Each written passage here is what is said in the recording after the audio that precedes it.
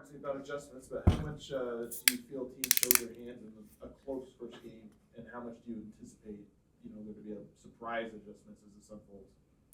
Yeah, I thought we both showed a lot in really small ways. What they did late game, what we changed in pick and roll coverages.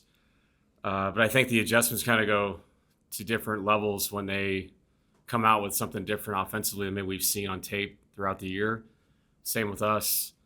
I think you take a look at what your standard was for that first game and be honest with yourself how effective it was. And then you have to decide, do we need to adjust or do we just do it better? I thought throughout the game last night, in the game itself, we got better at what we had talked about doing. So, yeah, I think it's a – and there's only so much you can really do. I mean, honestly. There's a multitude of ways to show something, but really usually in the end what you're trying to accomplish is the same thing regardless of what your adjustments are. So, yeah, we're going to see a lot. I brought this up a million times. Their personnel is such that they can do whatever the hell they want to do. So we know that, and we'll try to stay clean and go through things the right way, but keep the guys off their feet, but really mentally talk about, we may see this, we might see that, so we can kind of presuppose, I guess, direction to the players of what's going to happen and how we're going to attack it. Did you feel better about things that, well, we did nail it. We got it. We just got to execute it. Yeah, we didn't nail it, but we definitely got better as the game went on. And I know sometimes, too, the adjustment for them is just James Harden seeing our coverage and Kawhi taking a look at the tape, and those guys just telling themselves they can be better, just like for us, spacing for Nicole the right way, how they guard Jamal and pick and roll late in the game, having a better plan for that. And those are the things you don't know what the other team's going to do, so you have to react on the fly. So this is, like I said, this is a high-level series.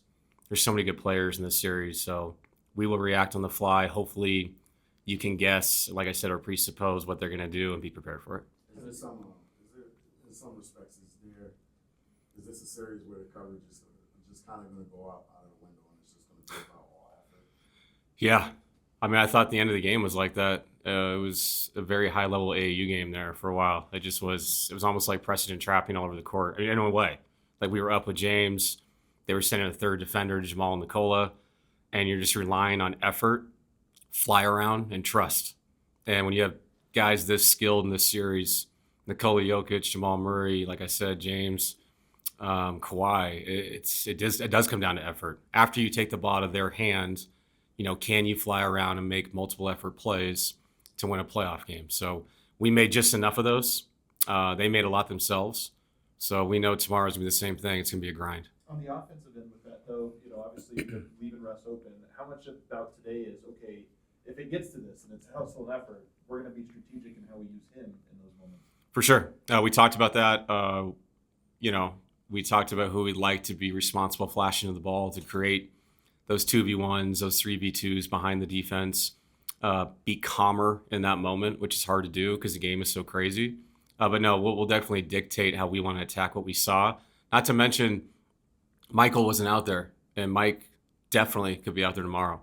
And if they want to rotate that way and he's standing in the corner, it's a different story. David, how surprised were you at Nicole only scoring 4 total points in the fourth and overtime? Or was that kind of by design on your part? That's by design from the Clippers. They put 4 people on him, 3 people on him. When he's going to score, it's going to be in the flow. We did get the post up to him. We ran our wedge play. They didn't come and double that time, and he scored. And because he scored, now they brought multiple bodies, and Russ got a layup. So he's going to read the game as best he can.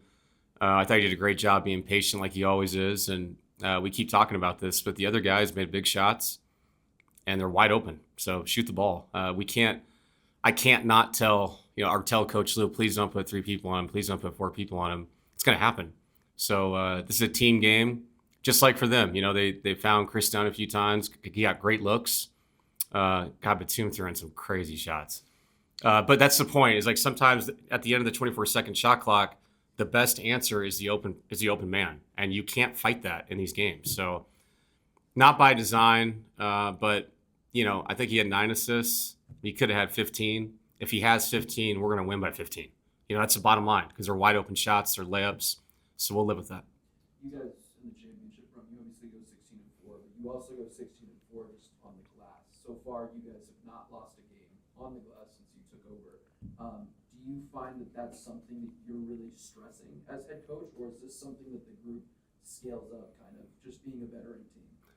Yeah, I think we have given a lot of attention to that. I thought it kind of was one of the reasons why we won the game yesterday was our second opportunities compared to theirs. And there was a timeout where you could really tell the guys were locked in just on that. Okay, if we're going to give all this effort and fly around and be up and pick and roll and rotate, and they take a shot and they get the rebound, what's the point?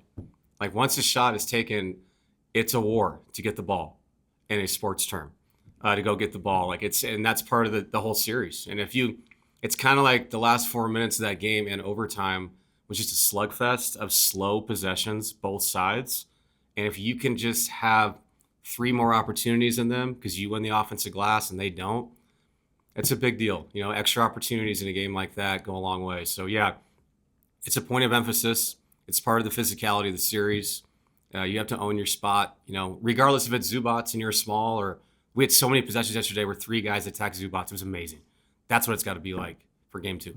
How do you praise your malleability after game 1 and just your willingness to go away from certain things that may have been, standard for you guys? He's been a coach throughout his career who's been praised for that and just his in-game adjustments. How have you looked at him as somebody who, especially in the playoffs, has been willing to do certain things of that nature? Coach Lou? Yeah. Oh, he's been incredible at it for years. And I look up to that. I also look up to his disposition of how he coaches a game.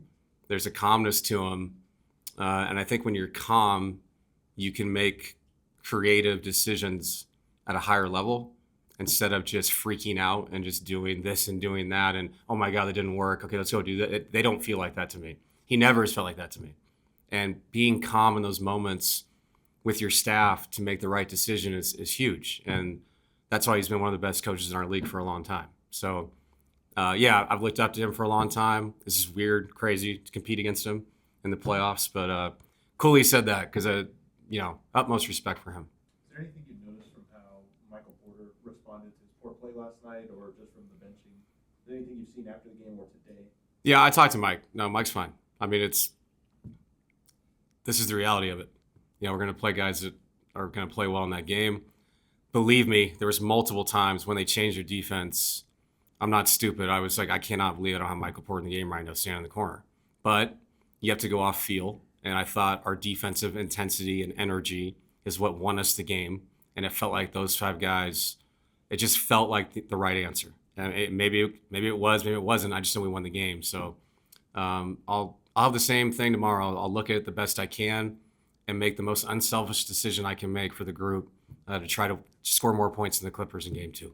Coach, given the shooting season that AG had, what kind of dynamic does that add to the offense if he's a guy that they're willing to dare to shoot? Yeah, and it's funny, AG is so talented that you want him in 2 places at once. He's a corner 3-point shooter, but he's also the best guy to have in the dunker.